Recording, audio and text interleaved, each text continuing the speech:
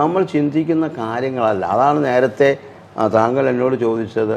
ക്രൂരനായി പ്രവർത്തിക്കുന്ന ഒരു അഭിഭാഷകനെ ഫോൺ ചെയ്തപ്പോൾ സൗമ്യമായി സംസാരിച്ചു. അങ്ങനെയല്ല ഞാൻ പറയാൻ ആഗ്രഹിക്കുന്നത്. എനിക്ക് നമ്മൾ കാണുന്ന വളരെ തീർച്ചയായിട്ടും നിരന്തരം എത്രയോ തവണ ഞാൻ അഭിമുഖത്തിന് വേണ്ടിയിട്ട് കോണ്ടാക്ട് ചെയ്തു. ഇത് നമ്മുടെ രണ്ടാമത്തെയോ മൂന്നാമത്തെയോ ഒരു ഇന്റർവ്യൂ ആണ്. പക്ഷെ എനിക്കറിയാവുന്ന എന്റെ മുന്നിലിരിക്കുന്ന ഒരു മനുഷ്യൻ അങ്ങനെയല്ല. അതുകൊണ്ടാണ് ഞാൻ അങ്ങയോട് ഇപ്പോഴും പറയാൻ ആഗ്രഹിക്കുന്നത്, നമ്മൾ ഇവിടെ പുറത്ത് കാണുന്ന കാര്യങ്ങളല്ല കോടതിയിൽ തെളിവായിട്ട് വരുമ്പോൾ നടക്കുന്നത്.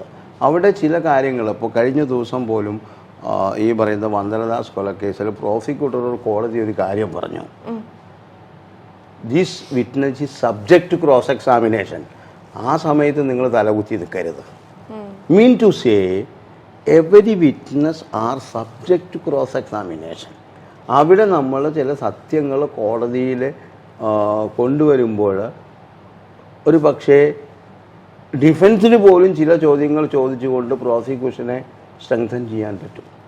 കാരണം ഡിഫൻസ് ചോദിക്കുന്ന ചോദ്യത്തിന് വരുന്ന ഉത്തരങ്ങൾ അത് ഒരുപക്ഷെ പ്രോസിക്യൂഷനെ സ്ട്രെങ്തൻ ചെയ്യും.